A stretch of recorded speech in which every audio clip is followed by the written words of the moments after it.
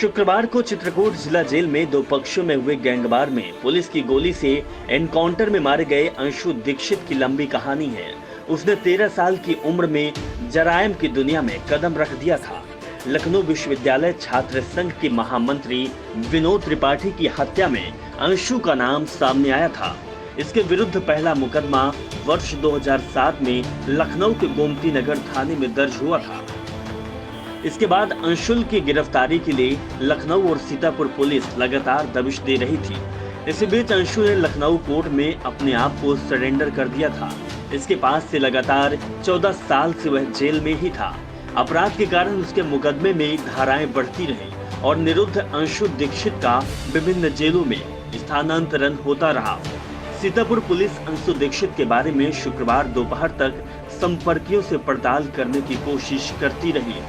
शहर कोतवाली पुलिस को आंख अस्पताल में अंशु दीक्षित की चाची किरण दीक्षित से मुलाकात हुई। पुलिस सूत्रों के मुताबिक अंशु दीक्षित की चाची किरण ने परिवार की कई अहम बातें बताई। किरण ने पुलिस को बताया कि अंशु दीक्षित के पिता जगदीश दीक्षित 2 भाई थे और उनकी एक बहन निर्मला थी। जगदीश अपने छोटे भाई अमरीश दीक्षित के बड़े थे। जगदीश, अमरीश, बहन निर्मला, ये सभी लोग सीतापुर आंख अस्पताल में स्टाफ नर्स अपनी मां लीला दीक्षित की सरकारी आवास में रहते थे। स्टाफ नर्स लीला दीक्षित की मौत के बाद मृतक आश्रित में अमरीश दीक्षित की नौकरी मिली थी। कुछ समय बाद अमरीश दीक्षित की मौत हो गई और उनकी जगह अब उनकी पत्नी किरण दीक्षित मृतक आश्रित में आंख अस्पताल में काम कर रही है।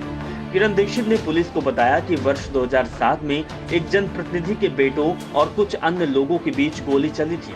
इसके बाद से अंशु दीक्षित लापता हो गया था।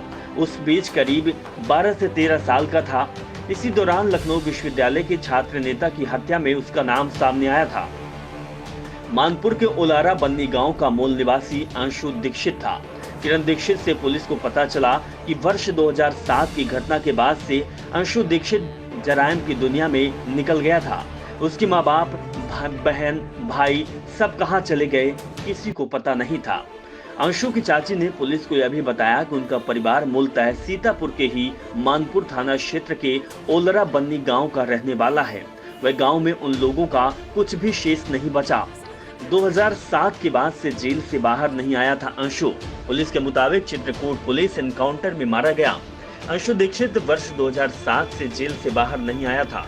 वर्ष 2013-14 में पेशी से लौटते समय पुलिस कस्टडी से निकल भागा था, तो पुलिस ने सीतापुर जीआरपी में उसके विरुद्ध मुकदमा भी लिखाया था। हालांकि उसके बाद फरार अंशु दीक्षित पुलिस को मिल गया था।